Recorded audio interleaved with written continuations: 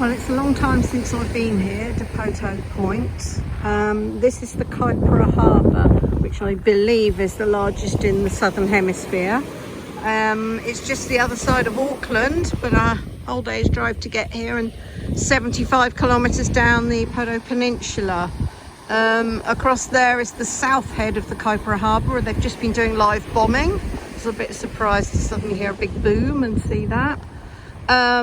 But it is a firing range. So way out there is the Kaipara Bar, and I think there's literally more shipwrecks here and in the dunes than anywhere else in New Zealand, because back in the sort of 1800s, a lot of the early navigators tried to come in here. At low tide there's literally no water left, just sandbars. Very treacherous, with just the most unbelievable currents, as I know from kayaking days. So I stayed at the campsite at the end by the pier. So yes, this is the Kaipara Harbour.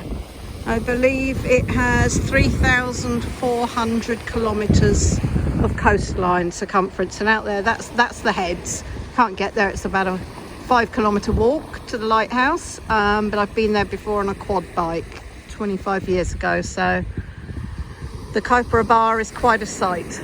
So here you are, the Kaipara Harbour and Pouto Point. So that is the notorious Kaipara Bar, and some of the waves that break out there are absolutely monstrous. But for reference, I went to a couple of beaches here on the west coast, Bailey's and Glink's Gullies, a couple of big waves coming in there, and it was the calmest I've ever seen the Tasman on the west coast in 20 odd years here. So, but yeah, you can see some of the monster waves. If you can get to the lighthouse, which is a 5-kilometre walk, it's quite staggering. The number of shipwrecks here from the sort of 1700s, 1800s, early 1900s, it's in the hundreds. They are just literally everywhere. And across there is the long drive down Muriwai Beach, but the north end is a live firing range, which I just found out earlier when they bombed it.